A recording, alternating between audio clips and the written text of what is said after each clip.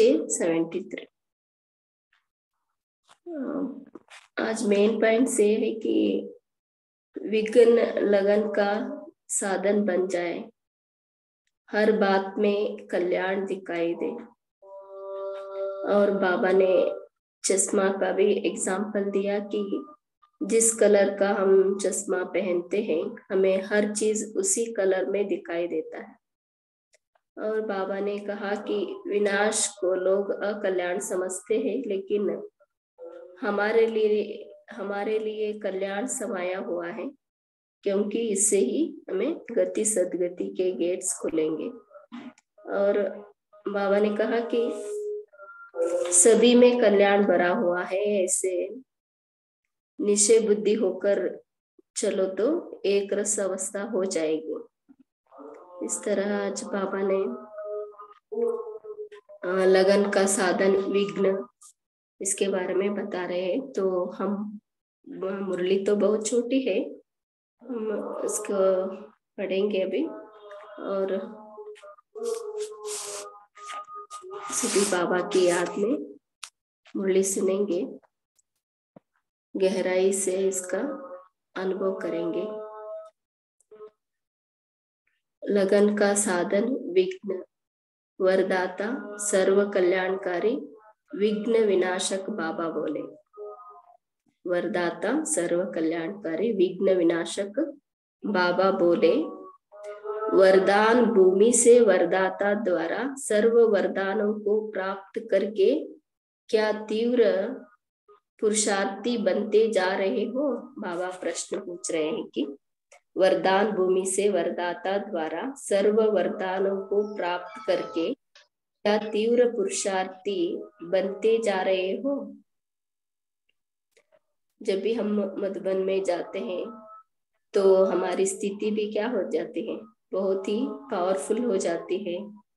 क्योंकि वहाँ का वातावरण हम आत्माओं को क्या करते हैं, एक्स्ट्रा बल भर देता है। तो वहाँ जितना हमें लगन रहता है पुरुषार्थ करने का, वही लगन हमें अपने स्थान पर आकर भी वही लगन को ज्यादा करके वो तीव्र पुरुषार्थ करते जाना है।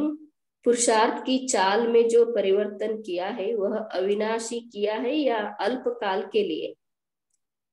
बाबा पूछ रहे हैं, पुरुषार्थ की चाल में जो परिवर्तन किया है, जब भी हम मधुबन में जाते हैं तो पुरुषार्थ ऐसे करेंगे वैसे करेंगे, ऐसे प्लान बनाते हैं हम। उस प्लान को हमें क्या करना है, जितना समय वहां रहते हैं उतना समय ही नहीं, लेकिन जब हम अपने स्थान पे आते हैं तो वो क्या करना है, उसे कंटिन्यू करना है। इसलिए बाबा कह रहे हैं कि उसको परिवर्तन किया है वह अविनाशी किया है या अल्पकाल के लिए?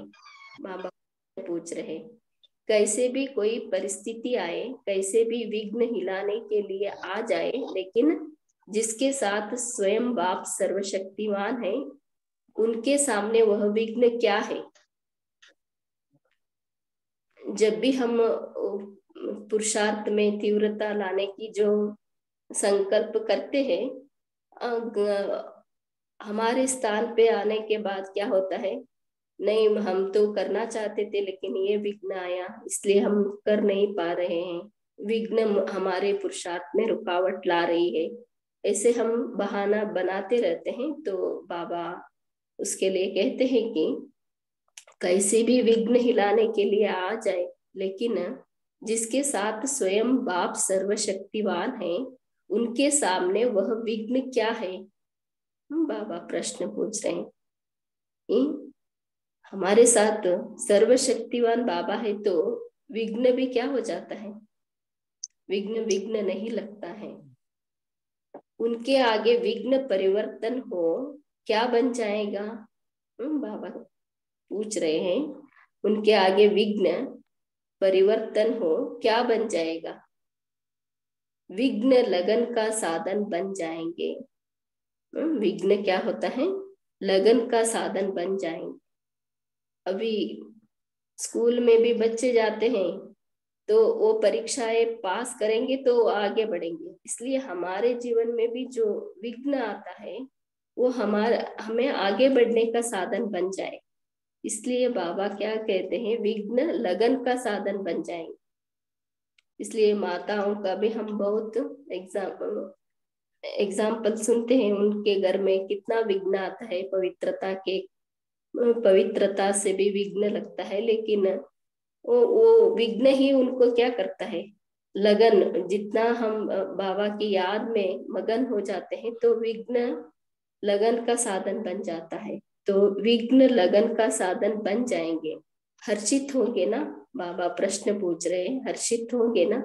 यदि कोई भी परिस्थिति व व्यक्ति विघ्न लाने के निमित्त बनता है तो उसके प्रति घृणा दृष्टि, व्यर्थ संकल्पों की उत्पत्ति नहीं होनी चाहिए। बाबा इसे अंडरलाइन करना है।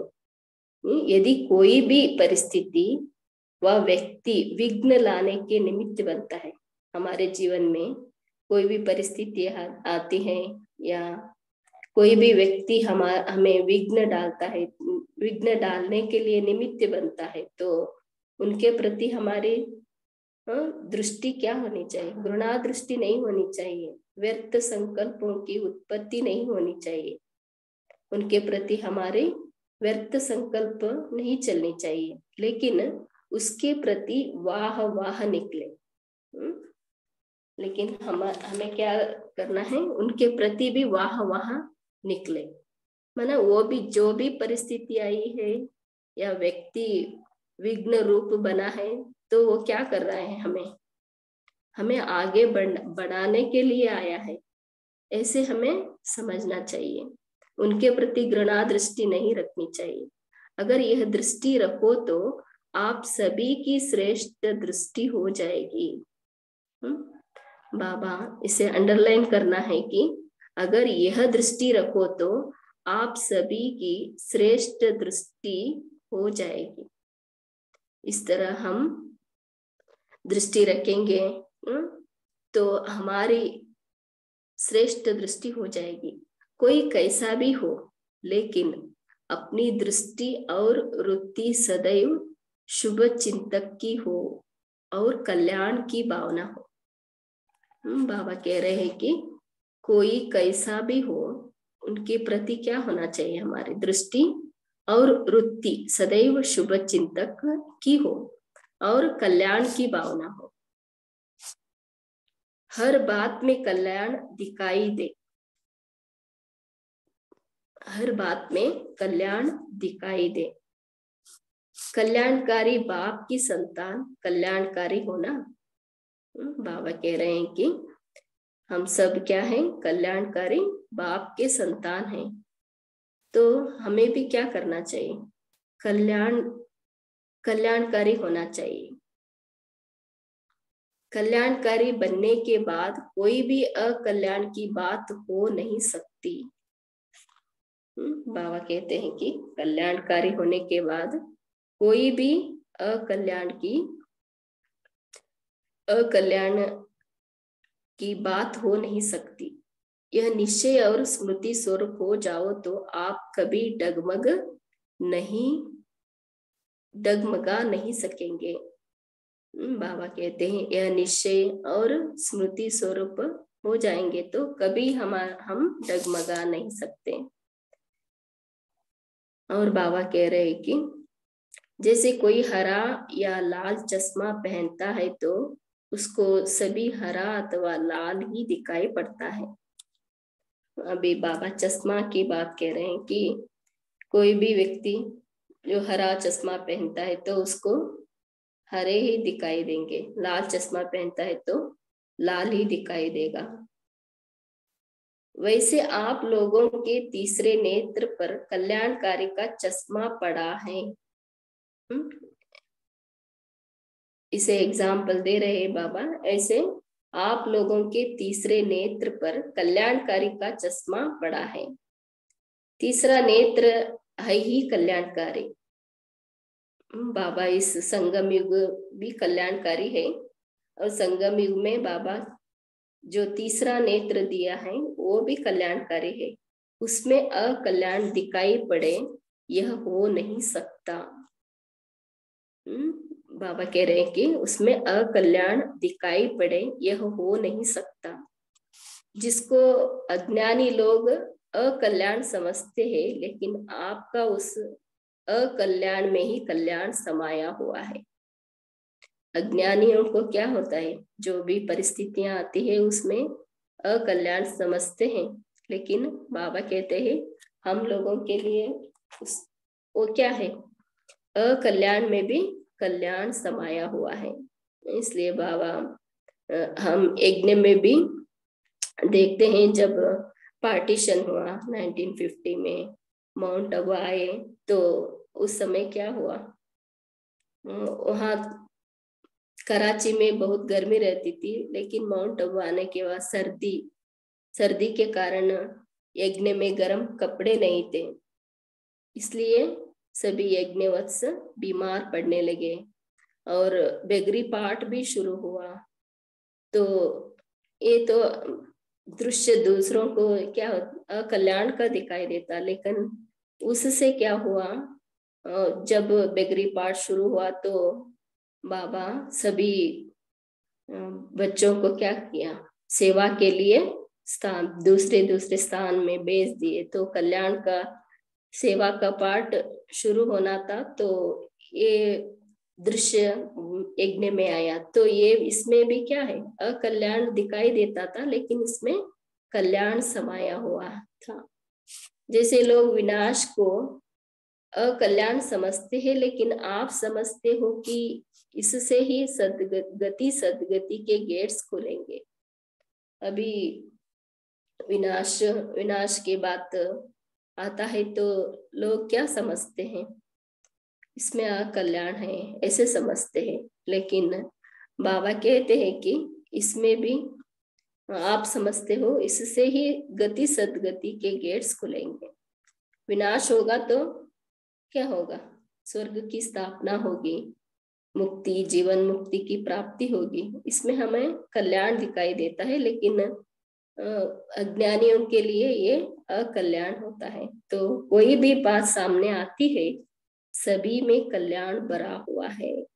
इसलिए बाबा कहते हैं कोई भी बात सामने आती है, सभी में क्या है, कल्याण भरा हुआ है। ऐसे निश्चय बुद्धि होकर चलो तो क्या प्राप्ति होगी। बाबा प्रश्न पूछ रहे हैं, ऐसे निश्चय बुद्धि होकर चलो तो क्या प्राप्ति होगी।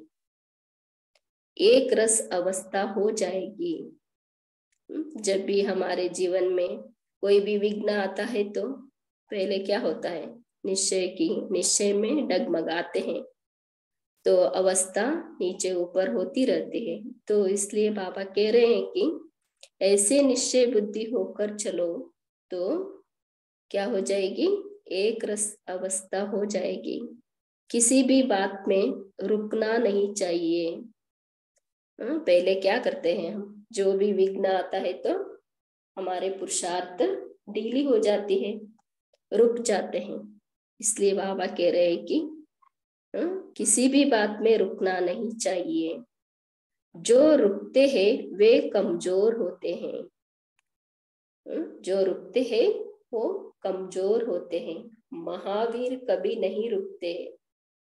इसलिए बाबा क्या कह रहे हैं, हम सभी को महावीर कहते हैं। महावीर कभी रुकते नहीं, ऐसे नहीं विघ्न आए और रुक जाए। बाबा कह रहे हैं कि ऐसे नहीं विघ्न आए और रुक जाए, ऐसा नहीं होना चाहिए। अच्छा, मीठे मीठे सिकिलदे बच्चों की बाप दादा को याद प्यार, गुड मॉर्निंग और नमस्ते। थैंक यू बाबा। बाबा का मेन पॉइंट्स, मुरली का सार सुनते हैं। बाबा कहते हैं कि यदि कोई भी परिस्थिति या व्यक्ति विघ्न लाने के निमित्त बनता है तो उसके प्रति घृणा दृष्टि न हो। बाबा कहते हैं कि कोई भी परिस्थिति या व्यक्ति विघ्न लाने के निमित्त बनता है तो उसके प्रति घृणा दृष्टि न हो। व्यर्थ संकल्पों की उत्पत्ति न होनी चाहिए।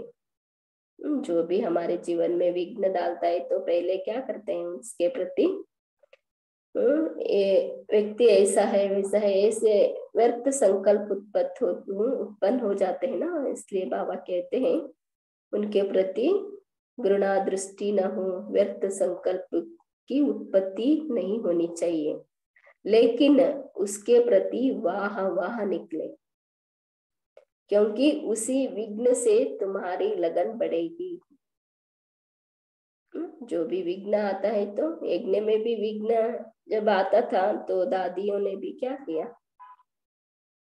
विघ्न में तपस्या को अपना हथियार बनाया। तो ऐसे जो भी विघ्न आता है हम भी क्या करें, लगन की अग्नि को बढ़ाएंगे तो विघ्न समाप्त हो जाएगी। जैसे कोई हरा या लाल चश्मा पहनता है तो उसको सब कुछ वैसा ही दिखाई पड़ता है। बाबा कहते हैं जैसे कोई हरा या लाल चश्मा पहनता है तो उसको सब कुछ वैसा ही दिखाई पड़ता है, वैसे ही आप लोगों के तीसरे नेत्र पर भी कल्याणकारी का चश्मा पड़ा है। तीसरा नेत्र है ही कल्याणकारी, उसमें अकल्याण हो नहीं सकता। तीसरा नेत्र है ही कल्याणकारी, उसमें अकल्याण हो नहीं सकता।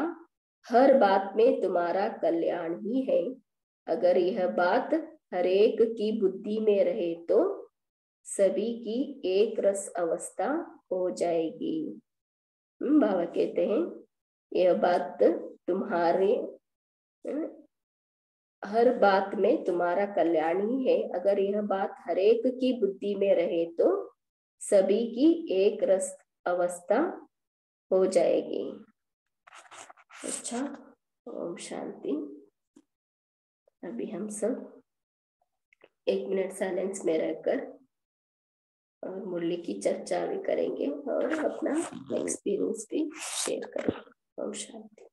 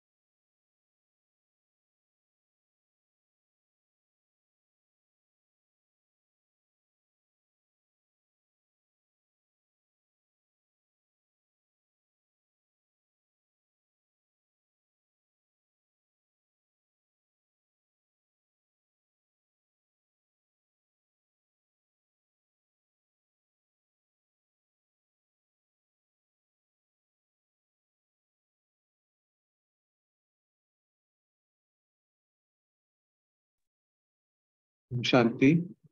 तेजल सिस्टर आप कंटिन्यू कीजिए। जी अभिजीत भाई जी है ना?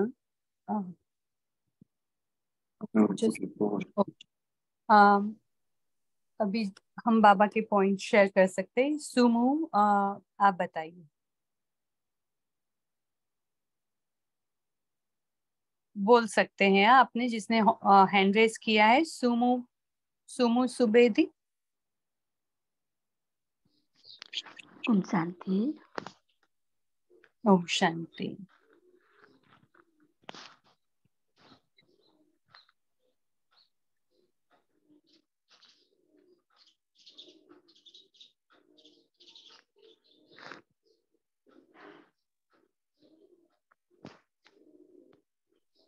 सभी थोड़ा जल्दी शेयर करना क्योंकि टाइम कम होता है ना,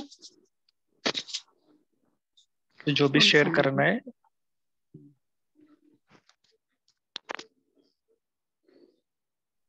आप शेयर करना चाहते हैं? करो भाई जी।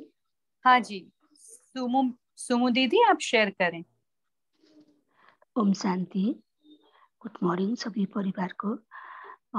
बाबा ने आज कहा है कि अपनी दृष्टि और वृत्ति सदैव शुभ चिंतक का ही हो और कल्याण की भावना हो तो हर बात में कल्याण दिखाई दे। ओम शांति। जी, आज बाबा की बहुत सुंदर वाणी चली है, बहुत गुह्य है। ड्रामा का राज बाबा ने कितना एकदम अच्छी तरह से पक्का कराया है कि सभी में कल्याण ही कल्याण भरा हुआ है। जो जो भी बात बनती है, हर बात में कल्याण है, सबका, ऐसे नहीं सिर्फ हमारा। बोलिए, और कौन शेयर करेंगे? आप अपने अनुभव भी शेयर कर सकते हैं कि जिसमें आपने ऐसा फायदा पाया हो कि दिखता हो अकल्याण, लेकिन उसमें फिर आपने जाना हो कि ये आपका कल्याण हो गया। ऐसे ऐसे अनुभव भी भाई बहन शेयर कर सकते हैं। बोलिए साधना दीदी। हाँ, तो आज बाबा ने बहुत अच्छा बताया कि कैसे भी कोई लगन का साधन विघ्न कैसे बनता है, कि कैसे भी कोई परिस्थिति सामने आए, कैसे भी विघ्न हिलाने के लिए आ जाए, लेकिन जिसके साथ स्वयं बाप सर्वशक्तिवान है, उसके सामने वो विघ्न क्या लगता है, विघ्न लगन का साधन बन जाते हैं। तो हमने कई बार ऐसा देखा है कि कई बार हम अलबेले हो जाते हैं। मैंने खुद भी अनुभव किया है कि जब सब कुछ ठीक चल रहा होता है लाइफ में, तो हम ना तो आत्मा समझते हैं ना परमात्मा को याद करते हैं। तो बहुत अलबेले चलते रहते हैं कि सब ठीक चल रहा है। लेकिन जब कोई समस्या सामने आ जाती है, तो उसको हम सॉल्व करने के लिए जो हम लगन तपस्या शुरू कर देते हैं, योग शुरू कर देते हैं बाबा से, और उससे इतनी पावरफुल स्थिति हो जाती है, तब फिर पता चलता है कि ये विघ्न आया तो इससे मुझे कितना फायदा हो गया। नहीं तो मैं तो कितनी लेजी की तरह से आलस अलबेलेपन में सब ठीक चल रहा है, बस जैसे एक नेमीनाथ की तरह चल रहे थे कि सुबह उठे, अमृत वेला किया, मुरली सुनी और काम चल रहा है। लेकिन विघ्न आना बहुत ज्यादा जरूरी है, विघ्न से ही हम आगे बढ़े हैं।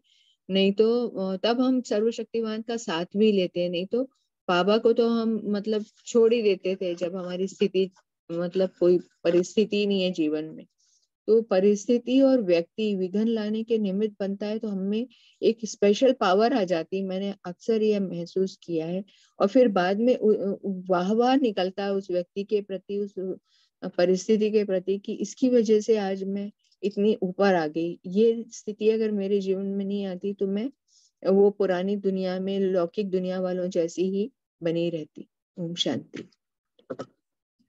जी, बहुत सुंदर। आई एम श्योर सभी ने अनुभव किया होगा कि कोई भी अकल्याण का सिचुएशन, या तो हम जब इजी हो जाते हैं ना अपने ऊपर, तो फिर माया एक आध भेज देती है अपना अपना काम, तो विघ्न आते हैं, तो फिर हम बाबा को याद करने लगते हैं और हमारा पुरुषार्थ तीव्र हो जाता है। तो सभी भाई बहने अपने अपने अनुभव भी शेयर कर सकते हैं कि बाबा बाबा की कैसे मदद मिलती है, आपको कैसे अनुभव हुआ।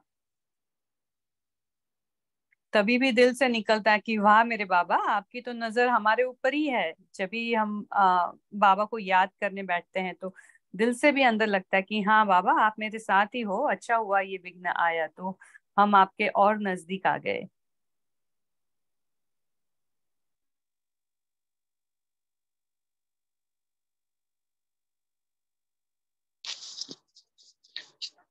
तो हमने देखा कि ब्राह्मण जीवन में एक बात को बहुत अंडरलाइन करनी है ना। विघ्न तो आते हैं, लेकिन विघ्न आने के बाद थोड़ा सा स्थिति भी कमजोर हो जाती है, और कभी कभी इतनी कमजोर हो जाती है जो हम ब्राह्मण जीवन से भी थोड़ा बाहर जाते हैं, है ना। कैसे ऐसे बहुत झटके लगते हैं ना, माया के बहुत तूफान आते हैं। कभी कभी पापा बोलते हैं ना, माया के तूफानों में कई बच्चे सुनेंगे, ऐसे कुछ भागेंगे, इतना भी कुछ हो सकता है। लेकिन एक अभ्यास ये भी करना कि तूफान भले आए, माया के विघ्न बहुत आए, लेकिन उस विघ्नों को सामना करने के लिए बाबा का ज्ञान का यूज करें। इसके लिए तो देखो, हम अव्यक्त मूल्य रोज पढ़ते हैं, सुनते हैं, ज्ञान योग करते हैं। इसका मूल कारण ही है कि विघ्न आना ये तो स्वाभाविक है, लेकिन उस विघ्नों को पास करने के लिए हमारे पास ताकत होनी चाहिए, नहीं तो हम कमजोर बन जाते हैं। और अगर नहीं करेंगे तो हम थोड़ा थोड़ा बाबा से दूर होते जाएंगे। तो आप सभी का भी अनुभव होगा, इसलिए तो देखो आप ने इतनी सारी हिम्मत रखी है, तो आप सभी जुड़ते हो ना, शायद जूम में जुड़ते हैं, रोज साकार मुरली पढ़ते हैं, तो ये भी क्या है, कितने सारे विघ्न आपको आते होंगे, रोज कहीं ना कहीं विघ्न आते ही है ना। इसके लिए विघ्नों को दूर करना बहुत ही इंपॉर्टेंट बात है। इसके लिए 3 स्थिति का हमें अभ्यास करना है। एक तो है निर्विघ्न स्थिति, माना विघ्न आए आए ही नहीं, दूर से ही भाग जाए। बाबा कई बार मुरली में कहते हैं ना, विघ्न आना, माया आना, फिर उससे युद्ध करना, इसमें भी समय नहीं गंवाना। दूसरा क्या है, विघ्न विनाशक, माना विघ्न आते हैं उसको हम ज्ञान योग के आधार से उसको दूर करते हैं। और तीसरी हर अवस्था है विघ्न हरता। इन तीनों स्थितियों में थोड़ा डिफरेंस है, लेकिन स्टेप बाय स्टेप करना है। पहले विघ्न आए तो उसको विनाशक, विघ्न विनाशक बनना ही है। विघ्न हरता माना अपने विघ्न, दूसरों के विघ्न भी हमें दूर करना आना चाहिए। जब तक हम खुद के विघ्न अगर दूर नहीं करते तो दूसरों के विघ्न कैसे दूर करेंगे, ये भी मूल बात है ना।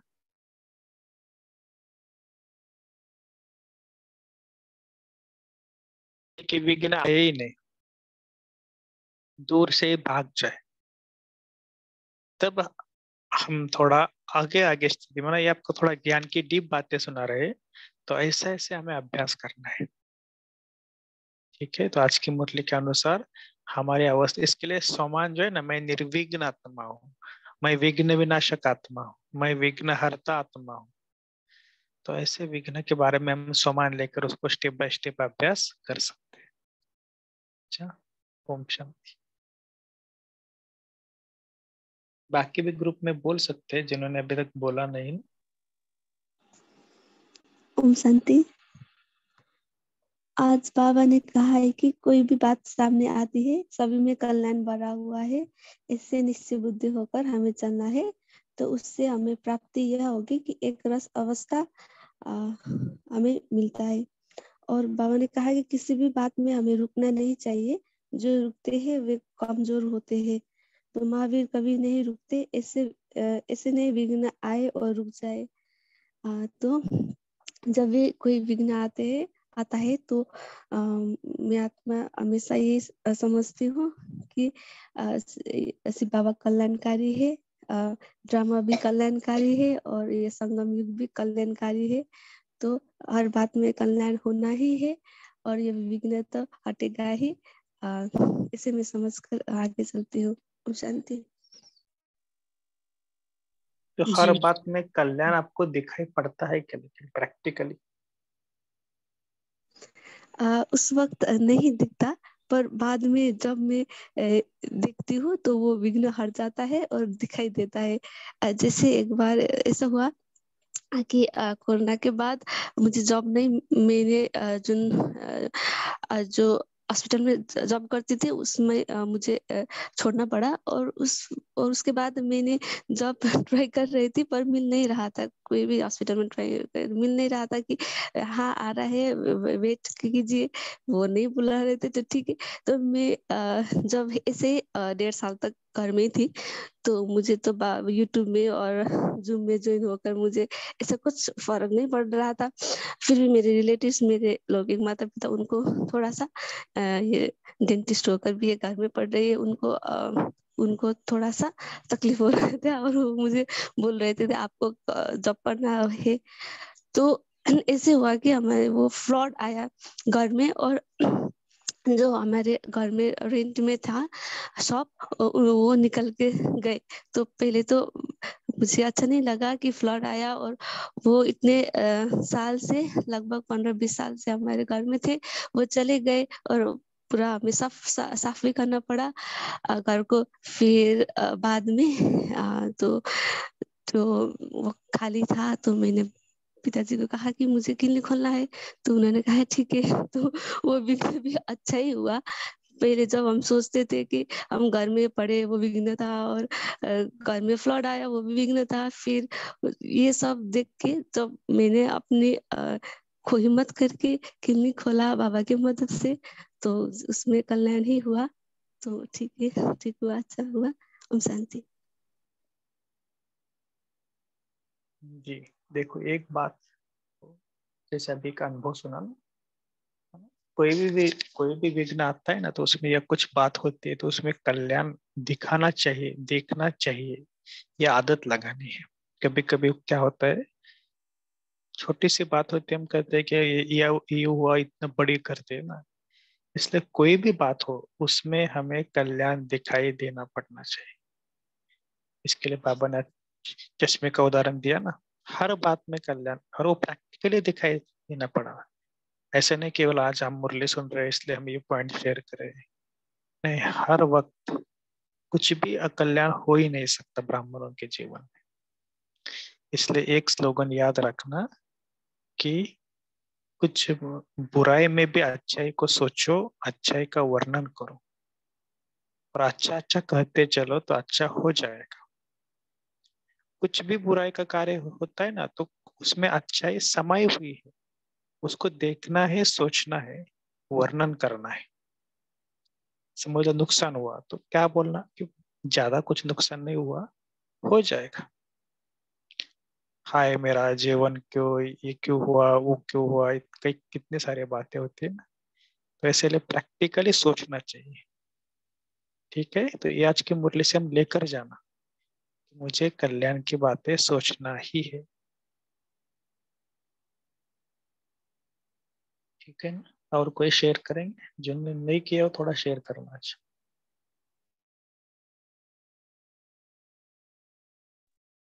ओम शांति। जैसे आज बाबा ने कहा है कि जो विनाश की बातें चलती है तो दुनिया वाले उसको अकल्याण समझते हैं, पर हम बच्चे यही समझते हैं कि उससे ही हमारी गति और सद्गति होगी। ओम शांति।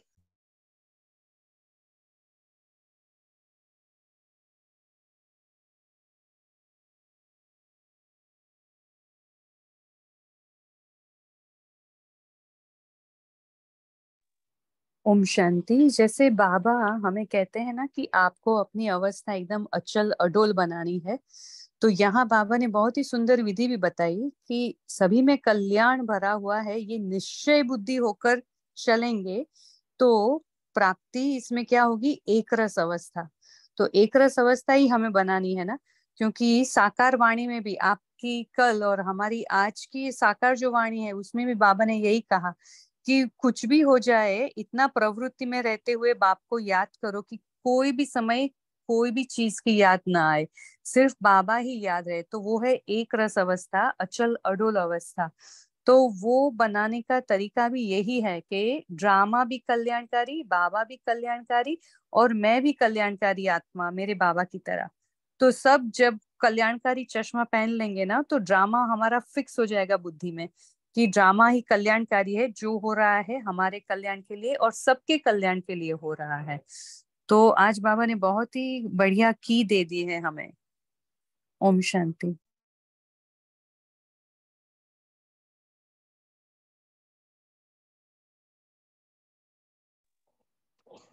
ओम शांति। और ड्रामा कल्याणकारी इसलिए है क्योंकि हम सब आत्माओं ने 63 जन्मों से देह भान में रह के सबके साथ जो हिसाब किताब बनाए हैं, अब हमारा ये लास्ट वर्ष चल रहा है। हमें पूरा हिसाब किताब चुकता करके, चोपड़ा खाली करके अब नया रजिस्टर बनना है, तो खाली करके जाना है। तो अंत में जो भी विघ्न परिस्थितियां आ रही हैं वो हमारा हिसाब किताब चुकतू करने के लिए आ रही हैं। तो जब तक ये अभी बाबा के सामने जितनी भी हमारी आनी है, जितने भी हम लोगों के साथ हिसाब किताब बनाए हैं, अच्छा है आ जाए और खत्म हो और हमारा चोपड़ा साफ हो, और तभी तो हमारा रजिस्टर क्लियर होगा, तभी तो हम ऊपर जा पाएंगे ना। तो इसलिए हमको उसमें अकल्याण दिखता है कि ये व्यक्ति हमारा अकल्याण कर रहा है, ये परिस्थिति। लेकिन वो हमारे 63 पिछले 63 जन्मों में किसके साथ क्या हिसाब किताब बना है वो साफ होते जा रहे हैं, और उससे हमारा, उसमें हमको नहीं दिखाई दे रहा कि कुछ कल्याण है। लेकिन ड्रामा को तो पता है, ड्रामा अनुसार वो व्यक्ति दोषी तो है ही नहीं है जिसको हम दोषी मान रहे हैं। दोषी तो मैं ही थी, जो मैंने उसके साथ किया था वो मेरे को पास रिटर्न आ रहा है। तो अब वो रिटर्न ही मुझे मेरे साथ चुकता होने के बाद ही मेरा कल्याण हो पाएगा। इसलिए उस हर बात में कल्याण समाया हुआ है। ओम शांति।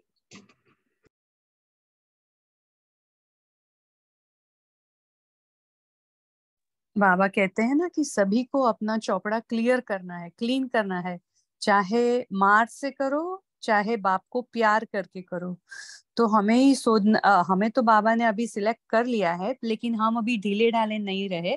हम पूरे 20 नाखून जोर लगा के इतना पुरुषार्थ करें कि बाबा की याद में लगन में मगन हो जाए, और हमारे जो विघ्न है ना, और हमारे जो लगन की अगन में हम अपने पूरे विकर्म विनाश करें। यही है, समय की भी यही चेतावनी है। और बाबा की जो मुरलियां चलती है वो भी यही है। 2 दिन पहले भी मुरली में साकार वाणी में 2 या 3 दिन पहले आया था कि विघ्न आए तो अच्छा है ना, क्योंकि जितने आप महावीर बनते हो ना उतने विघ्न ज्यादा आते हैं। प्रजा जो बनने वाले होते हैं उनको तो विघ्न आएंगे ही नहीं। तो हम सबको विघ्न आते तो वो तो बहुत बढ़िया बात है कि चलो आए और हम ऊपर चढ़े, हमारी पोजीशन ऊपर हम लेके जाए। ओम शांति। अभी और जैसे भी बाबा बोलते हैं ना, बाबा कहते हैं ना, तूफानों को तोहफा समझो, इसीलिए कहते हैं ओम शांति। जी, और भाई बहनें शेयर करें, अभी हमारे पास 5 मिनट और है। आप भी अपने अपने अनुभव शेयर कर सकते हैं। ओम शांति। जी विघ्न आने से हमारे हमारे में मतलब जो केयरलेस रहते हैं हम, वो विघ्न आने के बाद हम केयरलेस नहीं रहते, पक्का बन जाते हैं। आगे से पूरा मतलब उसका प्रबंध करते हैं और हम एकदम पक्का बन जाते हैं। तो कोई भी जो विघ्न आता है उसमें अपनी शक्तियां बढ़ जाती है, जैसे कि सहन शक्ति, निर्णय करने की शक्ति, जो भी शक्ति है वो बढ़ जाती है, परखने की शक्ति भी बढ़ जाती है। तो विघ्न आना अच्छा है। विघ्न आने से ही हम बाबा को ज्यादा प्रैक्टिस में यूज करते हुए अपना अनुभव बढ़ जाता है। ओम शांति। ज्यादा विघ्न आने से डरते तो नहीं ना थोड़ा? हाँ, एक बात याद रखना कि विघ्न आना अच्छी बात है, लेकिन डरना नहीं। होता है ना भी, कभी कभी विघ्न आना आया तो डर डरते हैं, तो डरना नहीं। भले बाबा ने कहा ना कि शेर है तो कागज का शेर है, लगता है शेर जैसी समस्या है, तो थोड़ा सा विघ्नों को देखने का हमारा तरीका भी चेंज करना है। होते हैं ना, घर में अचानक कुछ हो जाता है, अचानक बिजनेस में लॉस आ जाता है, कितने सारे प्रॉब्लम्स क्रिएट होते हैं ना। क्योंकि आप सबको पता है, धन के माध्यम से हमने कहाँ कहाँ पर लगाते और एकदम स्टॉप हो गया तो क्या होगा। तो कहने का भाव तो समझ लेना, विघ्न कोई भी हो, चाहे व्यक्ति हो चाहे परिस्थिति हो, लेकिन उसको थोड़ा सा हमें देखना है। और जो भी ग्रुप में है ना, थोड़ा सा आज सारा दिन में चिंतन करना कि मेरे जीवन में क्या क्या विघ्न आते हैं और सचमुच में उसमें पास होता हूँ या फेल होता हूँ। चाहे विकारों के विघ्न, ये भी विघ्न ही है ना। तो कितने परसेंटेज हम पास होते हैं। ऐसे नहीं कोई व्यक्ति में बोल रहा है और हम आधा घंटे के बाद थोड़ा ध्यान में आ गया, अरे वो व्यक्ति मुझे बोल रहा है, और तो आधा घंटे के बाद हम अपने मन को कह रहे हैं अभी शांत हो जाओ। नहीं तो मन में इतना युद्ध चलता है, फिर समझ में आता है कि अरे नहीं, बाबा ने कहा है कि उसके बारे में ज्यादा सोचना नहीं। तो आज सारा दिन ये चेकिंग करना, चेकिंग के लिए पॉइंट है, कितने विघ्न आते हैं और कितने आप परसेंटेज आप पास होते हैं, परसेंटेज निकालना। पास तो सभी होते हैं, पास होना माना अपनी स्थिति को डाउन नहीं होने देना, उसे कहते हैं पास होना, बस यही उसकी डेफिनेशन है। ठीक है, चलिए और बोलिए ओम आशा शांति। बाबा ने आज ये भी कहा है कि कोई कैसा भी हो, लेकिन अपनी दृष्टि और वृत्ति सदैव शुभ चिंतक की हो और कल्याण की भावना हो, हर बात में कल्याण दिखाई दे। ओम शांति।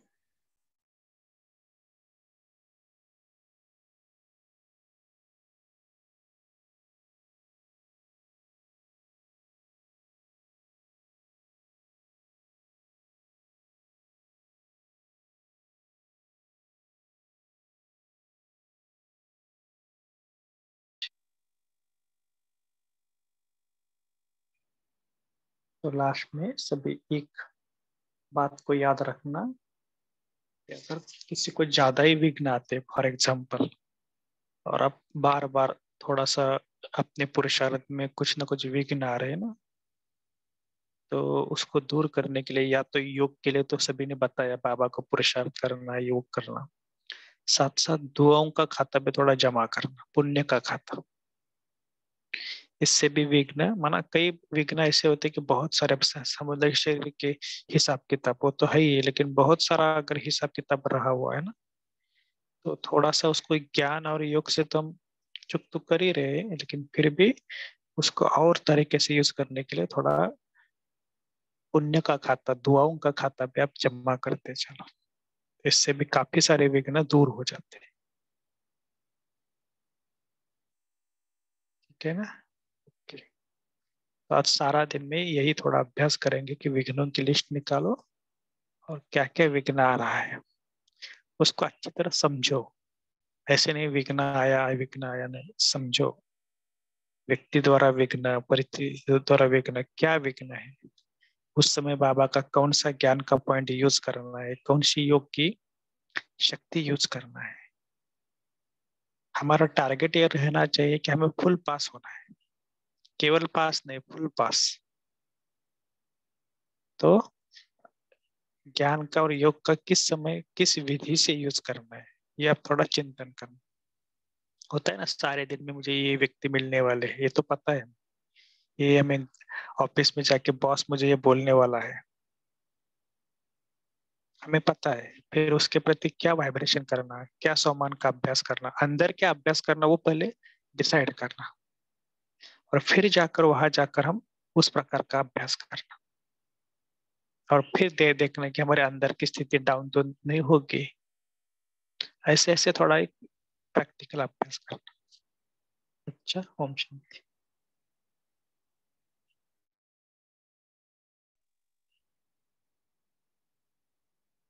सुलोचना बहन जब कंटिन्यू करना। जी, ओम शांति। आज बाई जी ने भी कहा अभी विघ्नों की लिस्ट निकालना है, माना हमारे 1 मिनट पोल लॉन्च हुआ है, इससे हुआ जो भी विघ्न हमारे सामने आते हैं उसका लिस्ट निकाल करके उसे कैसे पार करना है पहले से ही हम युक्ति करें। और आज सोमान भी लेंगे हम। मैं सर्व विघ्नों से मुक्त आत्मा हूँ, मैं परम पवित्र आत्मा हूँ, मैं शक्तिशाली आत्मा हूँ।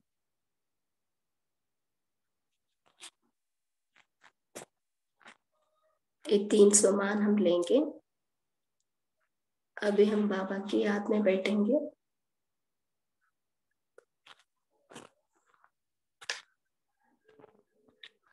मैं double light house might house हूँ।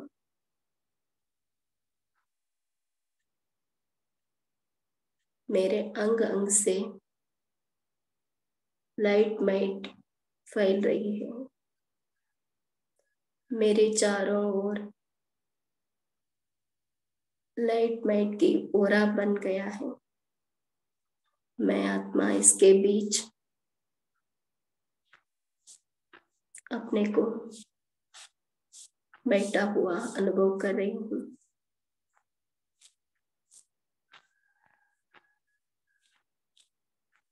मैं उपचले सूक्ष्म वतन में मेरे सामने बाप दादा परम सद्गुरु आकर्षक प्रभा मंडल के बीच विराजमान मुझे दृष्टि दे रहे हैं। मेरे मस्तक पर तिलक लगाया, वरदान दिया, विघ्न विनाशक भव।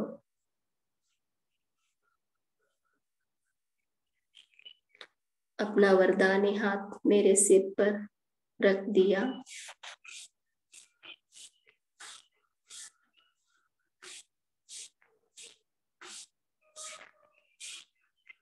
बाबा मुझे दूसरों का विघ्न हरने का वरदान दिया है। मैं विघ्न विनाशक गणेश बहुत शक्तिशाली बाबा से वरदान लेकर इस देह में अवतरित होकर सभी आत्माओं को वरदान दे रही हूँ, सभी आत्माओं के विघ्न नष्ट हो जाए। यही शुभ भावना, शुभ कामना की वाइब्रेशन फैला रही हूँ।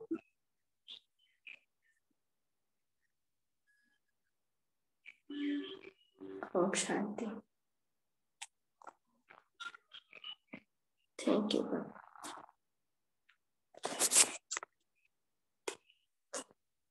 ओम